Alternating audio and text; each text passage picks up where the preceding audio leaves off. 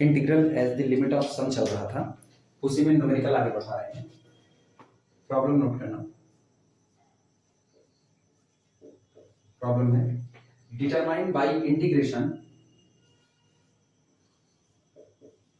Determine by integration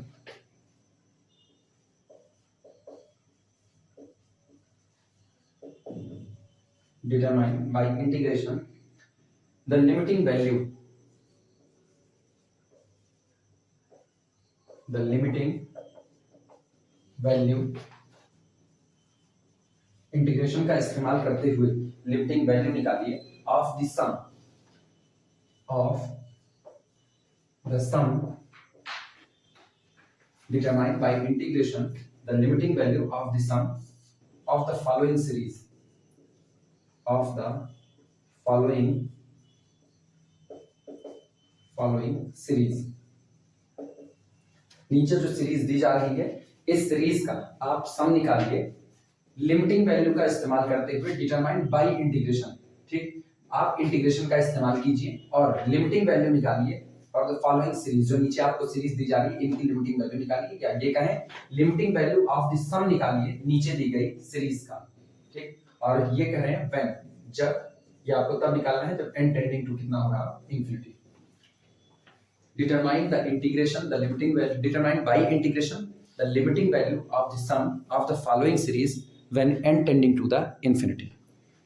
पहला है जो सीरीज हमें दी गई है वो सीरीज है 1 upon under root 2n minus 1 square, पहला टर्म प्लस इसमें ऐड हो रहा है 1 upon under root 4n minus 2 square, plus अगला है 1 upon under root 6n minus 3 square, plus up to so on, इस तरीके से चलते हुए लास्ट का टर्म है 1 upon under root 2n minus n square.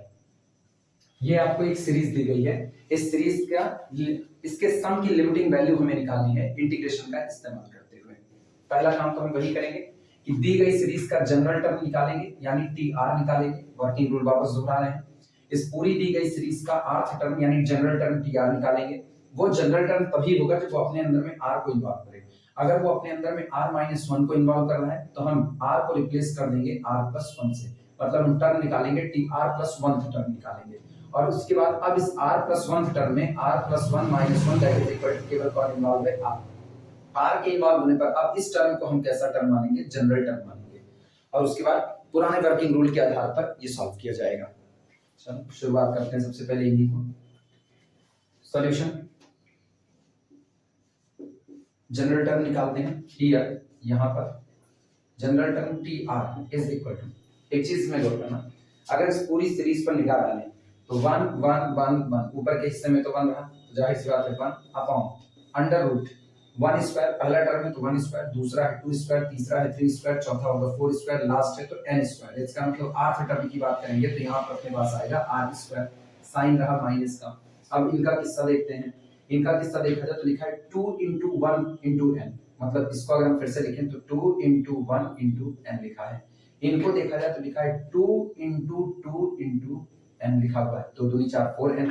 इसको देखें तो ये लिखा है 2 × 3 × n।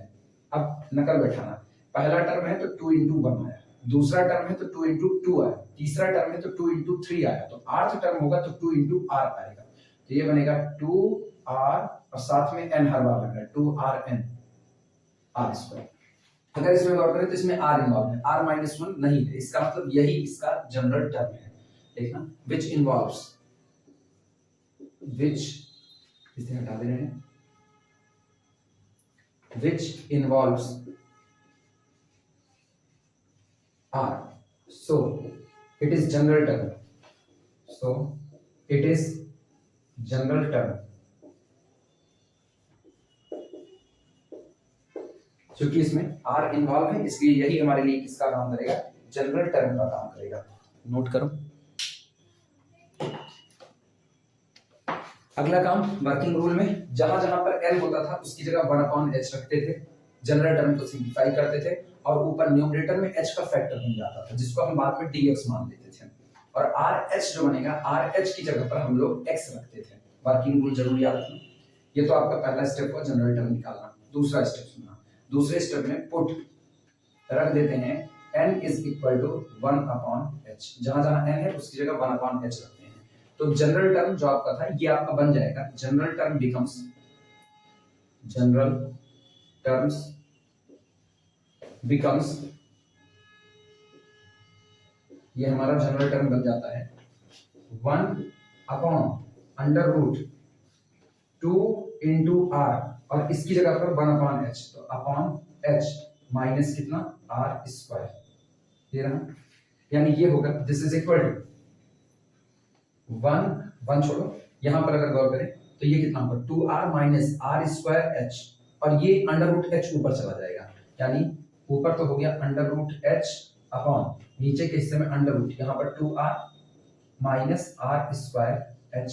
अब विडंबना ये है कि हमको h की जगह पर dx रखना था, अब हम रख नहीं सकते क्योंकि यहाँ √ लगा हुआ है, तो इसका मतलब हम एक काम करते हैं, ऊपर √h से और नीचे भी √h से मल्टीप्लाई कर देते हैं।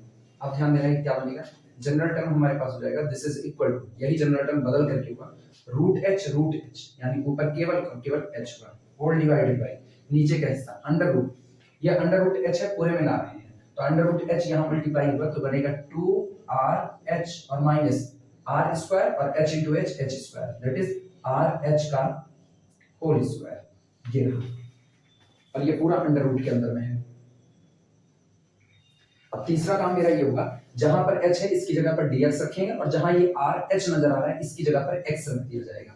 थर्ड स्टेप में आना, थर्ड स्टेप है पुट, आप रख दीजिए RH is equal to small x and h is equal to आप रख दीजिए dx, डी गेट। अब जो हमको टर्म मिल रहा है जिसका हम आगे चल के इंटीग्रेशन करेंगे, डी गेट हम पाते हैं, ये टर्म देखना, ये बन जाएगा dx अपॉन √2 RH की जगह पर x है तो √2x माइनस RH का होल स्क्वायर मतलब x स्क्वायर, ये टर्म मिल गया जिसको हमें इंटीग्रेट करना है। बस अब जरूरत है लोअर लिमिट और अपर लिमिट निकालने की, इतना नोट कर लो फिर आगे लिखिए।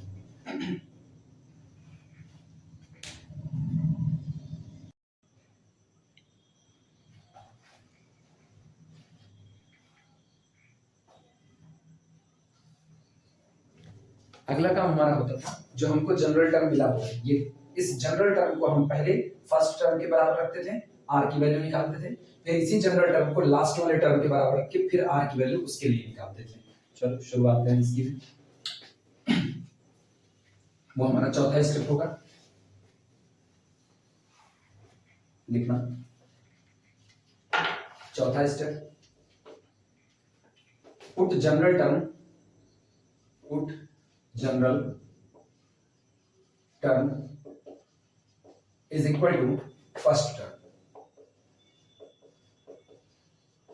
Put general term is equal to first term. General term ये होगा, ये बदला हुआ जनरल टर्म है, इसको नहीं लेके चलेंगे, इससे तो हम ये एक्सप्रेशंस निकाल रहे थे, तो उठाओ जनरल टर्म को और आपके पहले टर्म इसके 1/√2n-1 स्क्वायर के बराबर करते हैं, दिस इंप्लाइज दैट ये अपने को मिलेगा 1/√2rn-r स्क्वायर, जनरल टर्म हुआ, और बराबर पहला टर्म देखना, पहला टर्म है 1/√2 into 1 into n, लिखने का तरीका बदल दिए, और -1 स्क्वायर।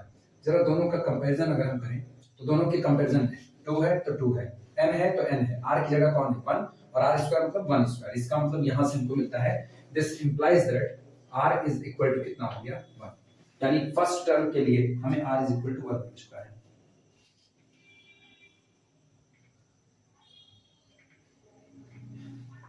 अगर ऐसा है तो यहीं पर फर्स्ट टर्म के लिए हम RH निकाल लेते हैं, सो फॉर फर्स्ट टर्म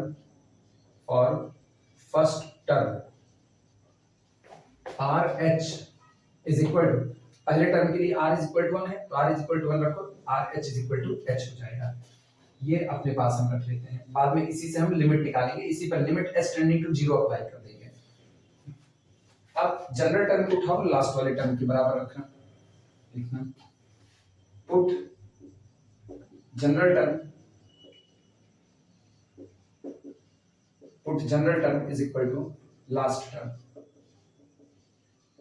चलो रखते हैं, तो जनरल टर्म हो गया under root 1/2 minus r square is equal to last term मेरे पास कौन सा था, ये देखो सामने पड़ा है 1/2n minus n square.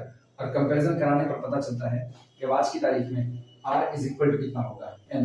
This implies that r is equal to n। अच्छा, अगर r is equal to n है तो इसका मतलब ये हुआ for last term, so for last term RH is equal to, r की वैल्यू है कितनी, n है, तो RH is equal to NH। लेकिन सबसे बड़ी बात, हम लोग already n is equal to 1/h लिख चुके हैं, तो NH इज इक्वल टू कितना हो जाएगा 1। दिस इज इक्वल टू 1, ये लिख देंगे। बस लिमिट अपनी निकालनी बाकी रहेगी, लिमिट निकालने काम मेरा हो चुका है। चलो लिमिट भी निकाल देते हैं। पांचवा स्टेप में lower limit is equal to limit h tending to the 0, ठीक। और ये पहला वाला RH इज इक्वल टू कितना है, h है। This is equal to h is equal to 0 put करो, कितना आया 0। अपर लिमिट निकालते हैं, upper limit is equal to limit h tending to the 0, आपकी लास्ट टर्म के लिए RH, और हमको पता है लास्ट टर्म के लिए RH ये सामने मौजूद है 1 इज इक्वल टू अगेन कितना 1। इसका मतलब लोअर लिमिट आपकी 0 हो गई, अपर लिमिट 1 हो गई। Therefore यहीं पे लिखेंगे, Therefore रिक्वायर्ड लिमिट, मतलब जो हमको सीरीज की लिमिटिंग वैल्यू चाहिए थी वो हमारी रिक्वायर्ड लिमिट है। Required limit is equal to integration, lower limit कहां से है 0 से, अपर लिमिट कितना है 1, 0 to 1, और ये हम रख देते हैं dx upon under root 2x minus x square. इतना नोट कर लो, इंटीग्रेट किया जाए फिर इसको।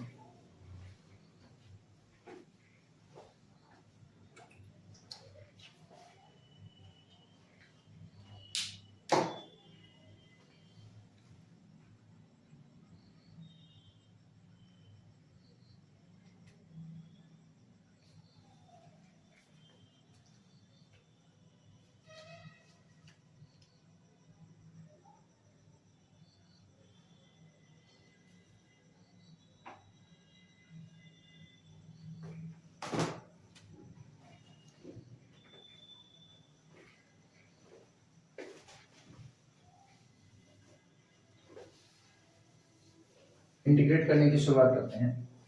अगर इस पूरे हिस्से को देखा जाए तो ये माइनस साइन अगर ना होता तो यहाँ नोट करना है, जैसे लिखा गया है 2x माइनस एक्स स्क्वायर। हम इसको अगर देखें तो ये लिखा जाएगा कुछ इस तरीके से, देखना एक्स स्क्वायर माइनस 2x और प्लस 1। अगर हम ये लिखें तो ये लिखा जाएगा x माइनस 1 का होल स्क्वायर, ऐसा। लेकिन यहाँ पर माइनस है तो माइनस साइन को बैलेंस कर देते हैं, यानी हम इस भी बात को लिख सकते हैं this is equal to integration from 0 to 1 dx upon under root 1 minus x minus 1 का होल स्क्वायर। ये रहा, जरा इनको ओपन करो, ये कितना बनेगा, ये बनेगा x square plus a square plus b square और माइनस 2ab माइनस 2x, लेकिन बाहर कौन पड़ा है माइनस, तो बाहर का माइनस आएगा, माइनस करेगा, इसको कितना कर देगा माइनस, और इसको कितना कर देगा माइनस माइनस प्लस कर देगा।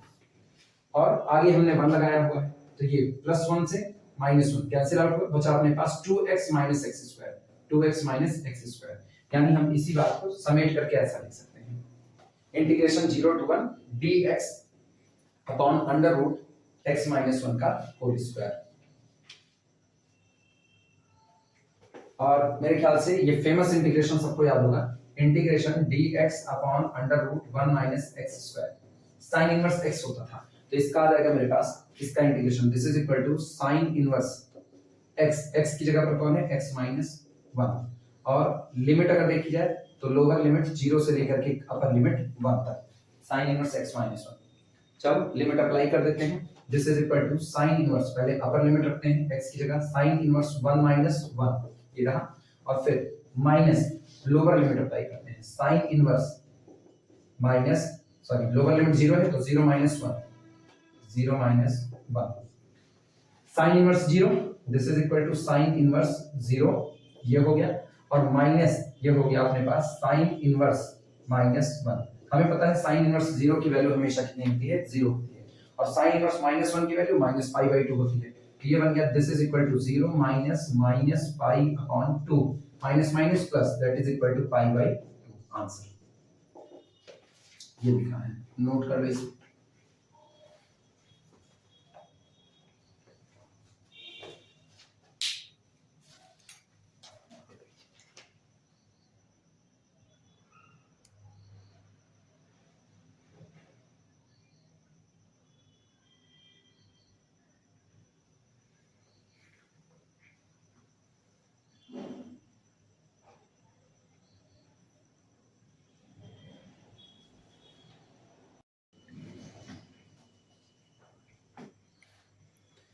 नेक्स्ट में क्या करते हैं,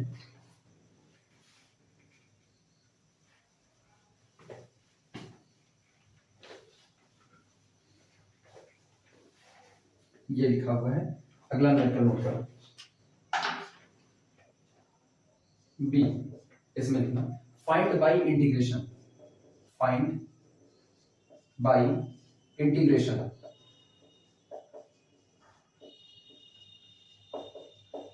फाइंड बाय इंटीग्रेशन क्या निकालना है, हमें निकालना है limit n tending to the infinity, और सीरीज दी गई है 1/n plus 1/√n² minus 1² plus 1/√n² minus 2² plus 1/√n² minus 3², और इस तरीके से चलते चलते लास्ट का टर्म दिया गया प्लस 1/√n², लास्ट का टर्म भी होगा अपने पास n² माइनस n-1 का होल स्क्वायर। इसकी हमें लिमिट निकालनी है n टेंडिंग टू इंफिनिटी पर, और लिमिट भी निकालनी है किससे, इंटीग्रेशन का इस्तेमाल करते हुए। चलो फिर वही काम करेंगे, जनरल टर्म निकालते हैं। जनरल टर्म पहले तो हम rth टर्म निकालेंगे। अगर rth टर्म में r ही इन्वॉल्व हुआ तो वही जनरल टर्म है, नहीं इन्वॉल्व होता है तो ऑब्वियस सी बात है r को रिप्लेस करेंगे r-1 से।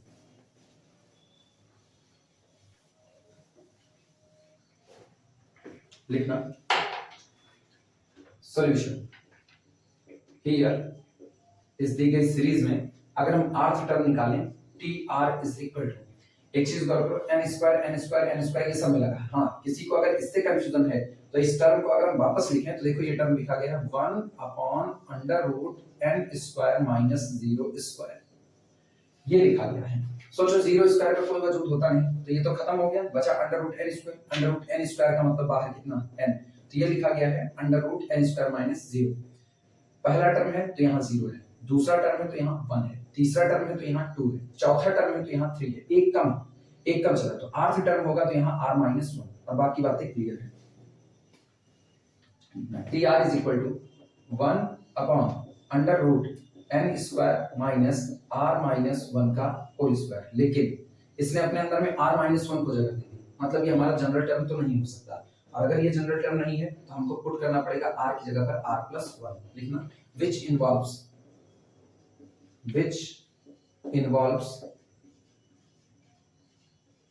r-1। so put, ये पहला टर्म चल रहा है, so put r is equal to r+1, tr+1 मिलता है, ये मिलेगा 1/√n²।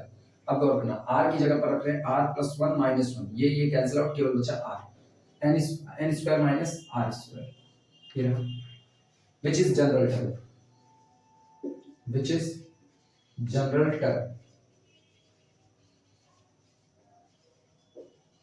टर्म, और यही हमारा जनरल टर्म होगा, नोट करो।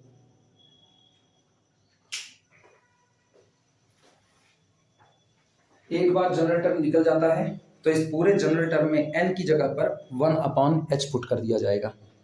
शुरुआत करना उससे भी लिखने की, लिखना दूसरा स्टेप, पुट कीजिए n is equal to 1/h, general term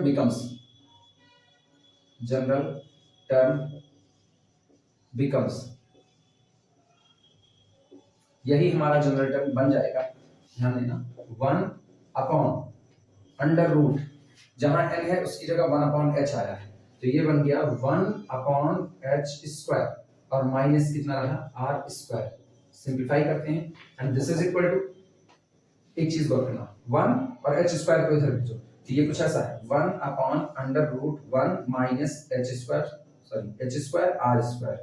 r² था अपॉन h², इस h को बाहर निकालो, रूट के बाहर आएगा 1/h बनेगा, और अगर ये रूट के बाहर 1/h बनता है तो ऊपर भेज देते हैं, तो ये अपने पास आता है h/√1 minus r² into h², मतलब rh का होल स्क्वायर।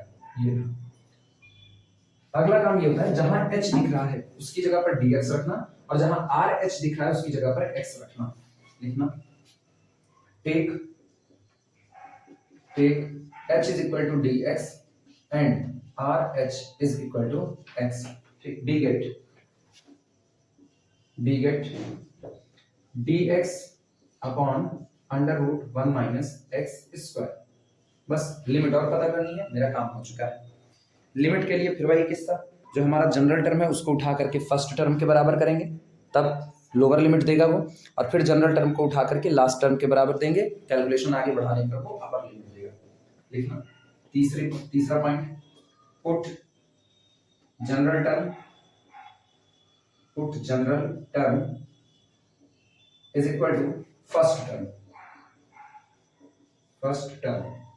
चलो, जनरल टर्म को फर्स्ट टर्म के बराबर, ये जनरल टर्म है, अब ये जनरल नहीं है, याद रखना, तो जनरल टर्म को पहले टर्म के बराबर रखें, तो ये लिखा गया है 1/√n² माइनस r², और ये बराबर बैठाए हम 1/√, पहला टर्म देखना, पहला टर्म ये है 1/√n² माइनस 0², √n² माइनस 0², ऐसा लिखना है इसमें, कंपैरिजन कराएं r बराबर 0, this implies that r is equal to 0। So इसलिए फॉर फर्स्ट टर्म, इसलिए ये जो आपका पहला टर्म है इसके लिए जो RH होगा for first term, RH is equal to, आप r बराबर कितना है 0, तो ये कितना मिला 0। अब फिर जनरल टर्म को उठा करके पुट करेंगे लास्ट टर्म, इधर हम लिख दे रहे हैं, ठीक, यहां पर लिखना, put general term is equal to last term. आपकी जनरल टर्म को लास्ट टर्म के बराबर रख रहे हैं, तो जनरल टर्म है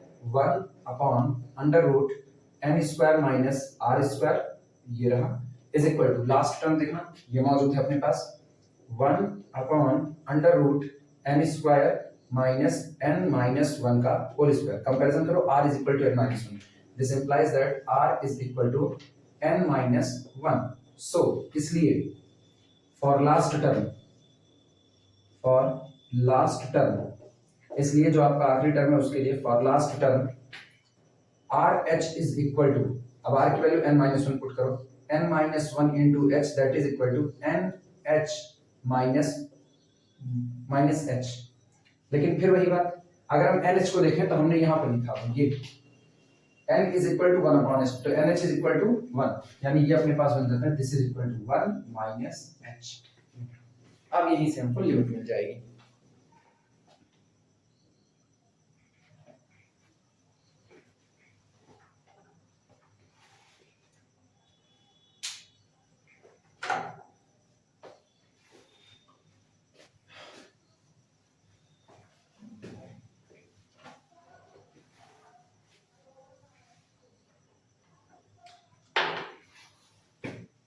Therefore, lower limit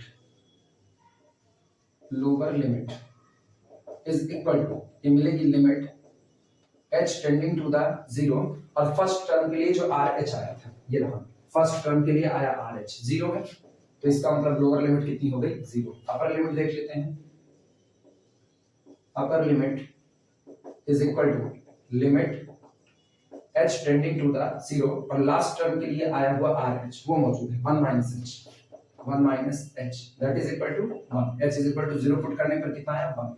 अब हम निकालते हैं therefore रिक्वायर्ड लिमिट, जो हमें मेन लिमिट चाहिए थी, मतलब मुझको दी गई सीरीज का लिमिटिंग वैल्यू जो चाहिए थी, देयरफॉर रिक्वायर्ड लिमिट जो लिमिट आपको चाहिए, required limit is equal to integration from 0 to 1, lower limit to upper limit, और फंक्शन कौन सा था, ये था dx upon under root 1 minus x square, और हमको पता है 1 upon under root 1 minus x square का differentiation sine inverse, sorry integration sine inverse x, this is equal to sine inverse x, ठीक। लोअर लिमिट रख देते हैं 0, अपर लिमिट 1, वैल्यू पुट करो, ये आएगा this is equal to sine inverse 1 minus sine inverse 0, और पता है साइन इनवर्स n की वैल्यू, साइन इनवर्स 1 की पाई बाय 2, साइन इनवर्स 0 की value 0, that is equal to pi by 2। यही आपकी लिमिटिंग वैल्यू में दी गई सीरीज, नोट कर लो फटाफट।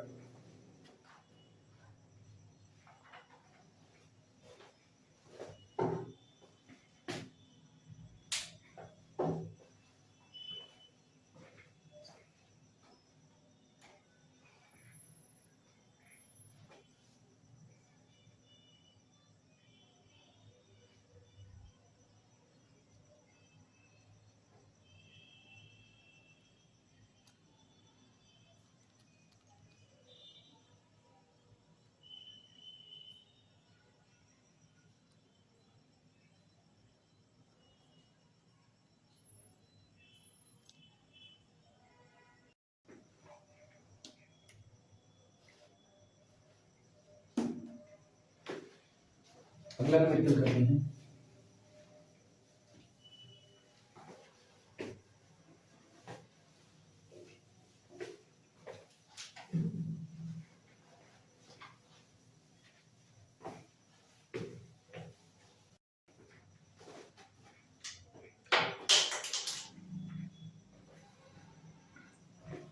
Third numerical c, find by integration, find by integration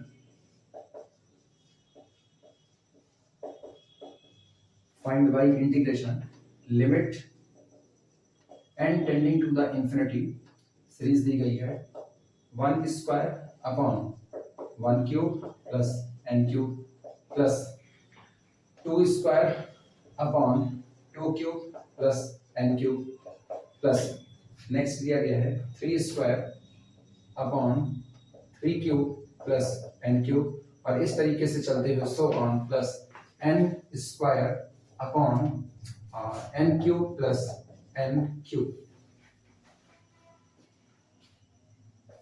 शुरुआत करते हैं बिल्कुल पुराने तरीके से। सॉल्यूशन, सबसे पहले जनरल टर्म निकाला जाए, ठीक है। पहला point tr is equal to पहला टर्म 1 स्क्वायर, दूसरा टर्म 2 स्क्वायर, तीसरा टर्म 3 स्क्वायर, तो आठ term r square divided by पहला दूसरा तीसरा, तो r में यहाँ पर कौन हो जाएगा r cube plus n cube, summation common है n cube, r square upon r cube plus n cube, और जाहिर सी बात है इसने अपने अंदर में r को जगह दी है, r माइनस 1 को नहीं, तो यही हमारा जनरल टर्म होगा, विच इज जनरल टर्म, ये हुआ। अब इस जनरल टर्म में n की जगह पर 1 अपॉन h रखते हैं। Second point, put n is equal to 1 upon h, चलो n is equal to 1 upon h रखने पर इट बिकम्स, ये जनरल टर्म बन जाएगा, it becomes r square upon r cube plus 1 upon h cube. चलो simplify करते हैं, this is equal to, ये ऊपर गया, ऊपर बनता है r square into H cube upon नीचे r इंटू एच का होल क्यूब, और प्लस कितना हो गया आपके पास 1, ये रहा।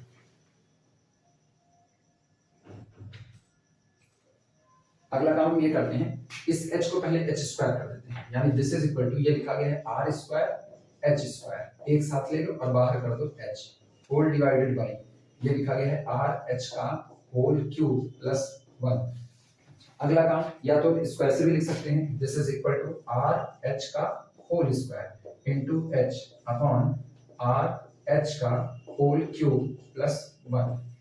अब अगला काम होगा, जहां जहां h है उसकी जगह पर dh, जहां h है उसकी जगह dx, और r h जहां कंबाइंड में एक साथ हैं उनकी जगह पर x रख देते हैं। Third point, put h is equal to dx and r h is equal to x. we get इस जनरल टर्म से हमको एक एक्सप्रेशन मिल जाएगा जो होगा आर एच की जगह पर एक्स रख रहे हैं तो ये अपने पास बना कितना एक्स स्क्वायर, ठीक, और एच की जगह पर d x divided by one तो रहेगा वन और आर एच की जगह पर x one plus x cube, ये एक्सप्रेशन मिल गया। अब हमको केवल लिमिट पता करनी है, लोअर लिमिट और अपर लिमिट। फिर वही काम जो जनरल टर्म है उसको पहले टर्म की और जनरल टर्म को लास्ट टर्म के बराबर पुट करते हैं। लिखना चौथा पॉइंट, चौथा put general term is equal to first term. General term is equal to first term रखते हैं।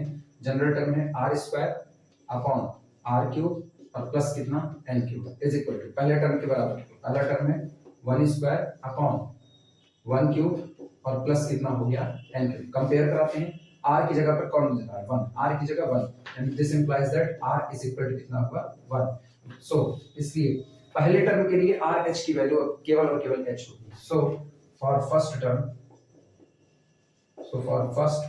Term r h is equal to r की वैल्यू वन रखो one into h that is equal to केवल और केवल h. Therefore यही निकाल लेते हैं lower limit. Therefore lower limit is equal to limit h tending to the zero और कितना है h that is equal to zero. ये लिख करके घेरा मार देना, लोअर लिमिट आ चुकी है। अब जनरल टर्म को बराबर रखो लास्ट टर्म के। Put general term is equal to last term. यहां से कितना मिलेगा, जनरल टर्म अपना वही है r square upon r cube plus n cube is equal to last term देखना n square upon n cube plus n cube, मतलब साफ साफ पता चल रहा है आर बराबर एन है कंपैरिजन से। This implies that r is equal to n. So for last term इसलिए जो आपका लास्ट टर्म है उसके लिए r h is equal to, जरा गौर करना आर की वैल्यू कितनी है एन, तो ये कितना हो जाएगा एन एच। लेकिन फिर यही लौट करके आते हैं ये n is equal to one upon h तो n h is equal to one, this is equal to one. चलो अपर लिमिट निकाल देते हैं। Therefore upper limit is equal to limit h tending to the zero और last term के लिए आया हुआ आर एच। देखिए लास्ट टर्म के लिए आर एच कितना आया है वन, तो this is equal to one. Lower limit one की बस जो एक्सप्रेशन हमारा आया हुआ था ये, इस एक्सप्रेशन को लोअर लिमिट जीरो से लेकर के अपर लिमिट वन तक इंटीग्रेट कर डालते हैं। नोट करो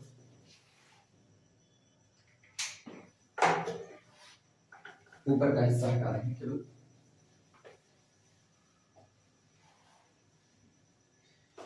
Therefore required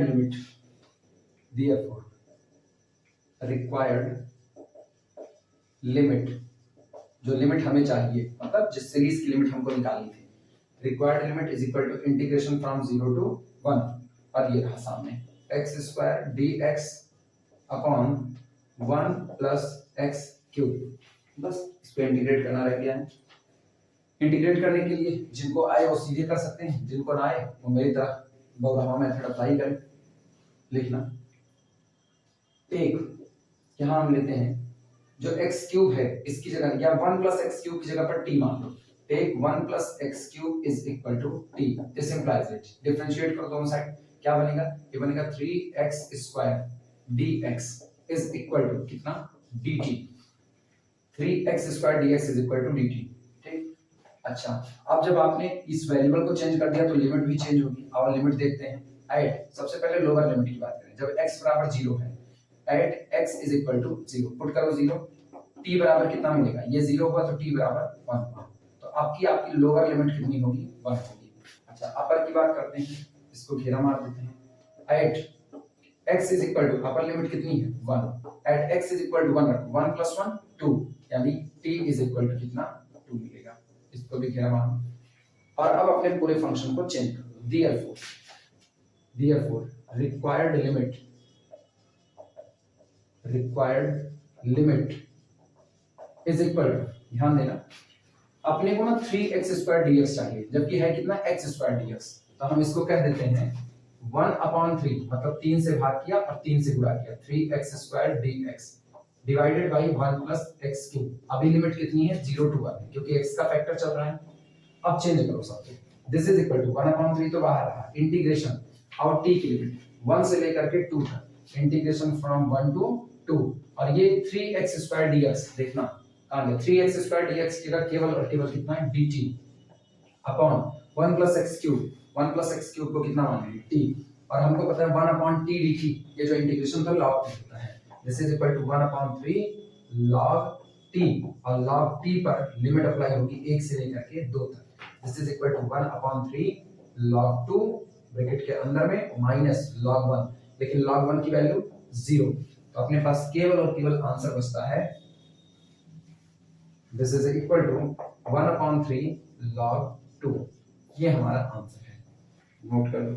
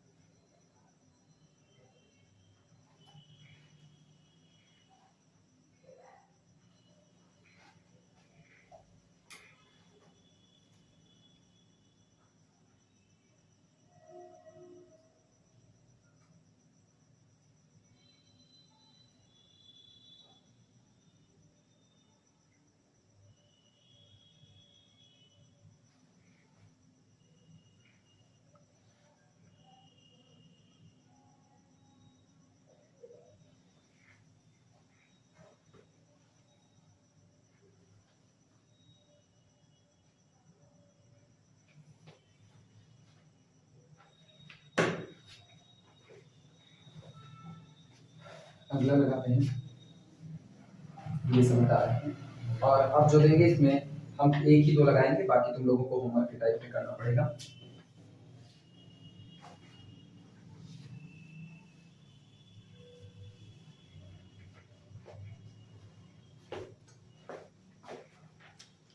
न्यूमेरिकल लिखना, प्रॉब्लम है find the limit, find the limit, find the limit when n tending to infinity, when n tending to the infinity of the series, of the series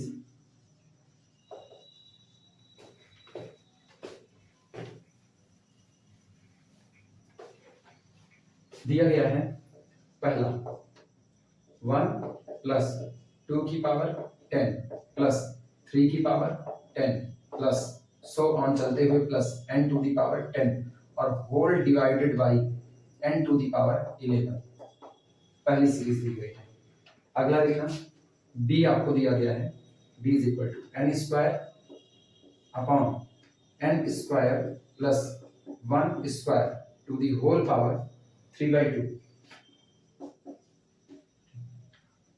plus next term दिया गया है n² upon n² plus 2² to the whole power 3/2 plus n² upon n² plus 3² to the whole power 3/2 plus इस तरीके से चलते हुए plus last में n² upon n² plus n² to the whole power 3/2। Third series लिखना, तीसरी series हमें दी गई है 1/n plus n² upon n + 1 का whole cube plus n² upon n + 2 का होल क्यूब प्लस इस तरीके से चलते हुए लास्ट टर्म में प्लस 1/8n, 1/8n लास्ट का टर्म ये लिखा गया है 1/8n। डी चौथा सीरीज दिया आपको दिया गया है n अपॉन n + 1 और √2n + 1 plus n upon n + 2 √2n plus √2 × 2n + 2 2 × 2n + 2 ये रहा plus n upon under root ना n upon n plus 3 under root 3 into 2n plus 3 2n plus 3 और इस तरीके से ये सीरीज आगे बढ़ती जाती है। ठीक, लास्ट का फैक्टर जो दिया गया है वो दिया गया है n upon 2n under root n into 2n plus 2 2n plus 3 last का टर्म है 3n स्क्वायर दिया गया है बुक में 3n स्क्वायर। ठीक, बाद में इसको हम जोड़ तोड़ करके बना लेंगे, ये यही दिया गया है उसी पैटर्न पर, बस खाली जैसा बुक में लिखा है वैसा लिख रहे हैं। n upon 2n under root ये n नहीं होगा, ये केवल और केवल 3n स्क्वायर होगा, बस ये under root 3n square. 4 series दी गई है, 2 हम करेंगे, 2 तुम लोगों को करनी पड़ेगी।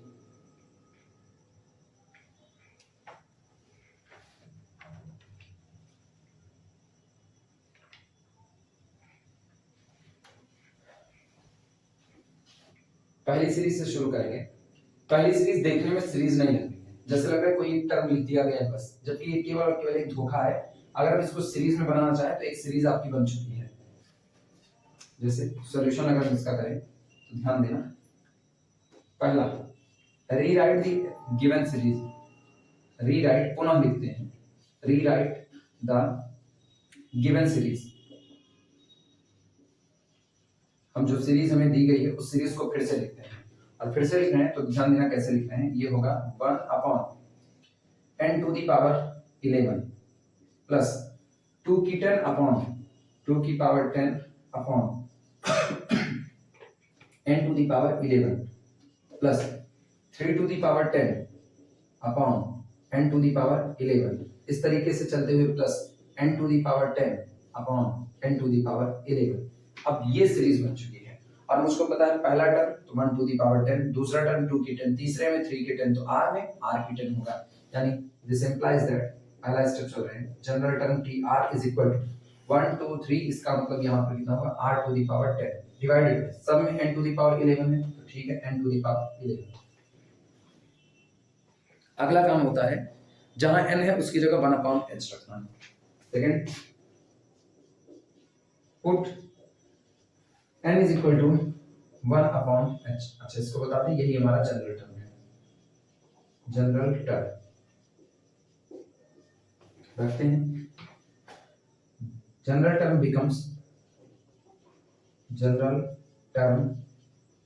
बिकम्स जैसे ही हम n is equal to 1/h रखते हैं, ये जो जनरल टर्म है ये बन जाएगा, रखा जाए r to the power 10 divided by n की जगह 1/h, तो 1/h टू द पावर 11, और ये उठ करके ऊपर आया, तो ये बना this is equal to r to the power 10 into n to the power 11, और हम लोग इसको तोड़ के देख सकते हैं, this is equal to r into n to the whole power 10, 10 घात हुई और बाहर बैलेंस कर दिया इनटू n, तो n टू द पावर 10 और into n that is equal to n to the power 11। अब मेरा काम हो गया, जहां जहां पर rn है उसी rn की जगह पर हम लोग x पुट कर देंगे।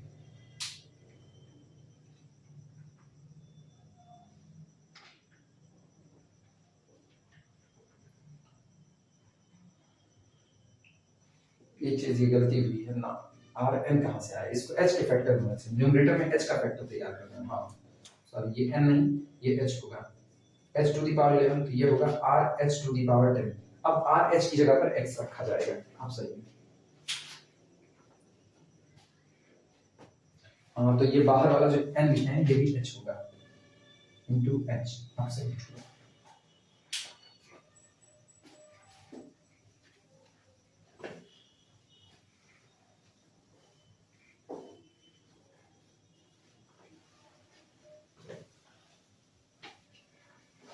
चलो शुरुआत करते हैं। थर्ड स्टेप, ठीक ना, put RH is equal to x, put RH is equal to x। जहां पर आर एच है उसकी जगह पर एक्स रखते हैं और एच की जगह पर d x and h is equal to d x. We get जो टर्म मिलेगा वो देखना, आर एच की जगह पर आपने एक्स रखा है तो ये बना एक्स टू द पावर 10 और इनटू एच की जगह पर d x, x to the power 10 d x. अब बारी लिमिट निकालनी, उसके लिए जनरल टर्म को फर्स्ट और लास्ट टर्म के बराबर रखते हैं। चौथा, put general term is equal to first term. Put general term is equal to first term. अब रखते हैं, जनरल टर्म था r की 10 अपॉन n की 11, r की power 10 upon n to the power 11 is equal to, पहला term ये रहा 1 to the power 10 upon n to the power 11। साफ पता है, दिस इंप्लाइज दैट कंपैरिजन में r इज इक्वल टू 1 और r इज इक्वल टू 1 मिला। So for first term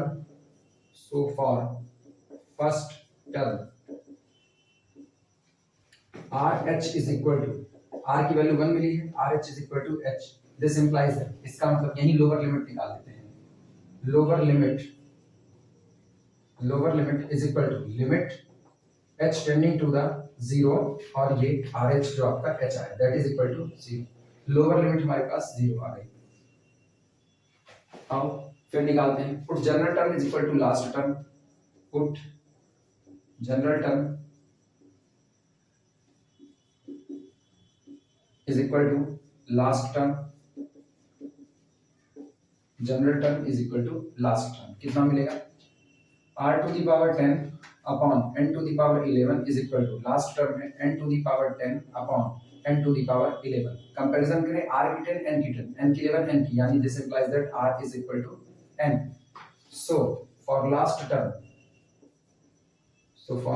term अपने पास हुआ RH is equal to NH, लेकिन बात फिर वही ये रहा NH is equal to 1, this is equal to 1। This implies that upper limit is equal to, upper limit हमारे पास बन जाएगी लिमिट h टेंडिंग टू 0 और into 1 that is equal to 1, यानी अपर लिमिट 1 आ गई। बस रिक्वायर्ड लिमिट निकल जाएगी, जो एक्सप्रेशन आया है उसको 0 से 1 तक के बीच में इंटीग्रेट कर देना है। Therefore required limit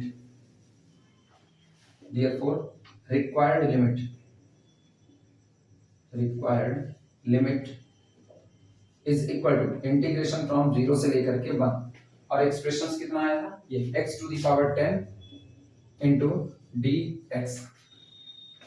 ऑब्वियसली बात है, x की पावर 10 dx का जब हम इंटीग्रेशन करेंगे तो ये अपने पास आएगा x to the power 11 upon 11 और लोअर लिमिट 0 अपर लिमिट 1 रखो अपर लिमिट, तो 1 to the power 11 that is equal to 1, this is equal to a1 upon 11। अच्छा, माइनस लोअर लिमिट रखें तो केवल और केवल 0 that is equal to 1 upon 11। ये है आंसर 1 अपॉन 11। नोट करो।